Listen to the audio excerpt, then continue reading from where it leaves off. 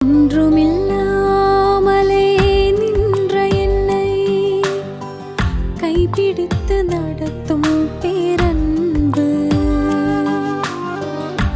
எந்தன் பெரும் குறைகள் கண்ட பின்னும் நெஞ்சோடு சேர்க்கும் பேரன்பு. ஒன்றுமில்லாமலே நின்ற என்னை கைப்பிடித்து நடத்தும் பேரன்பு, எந்தன்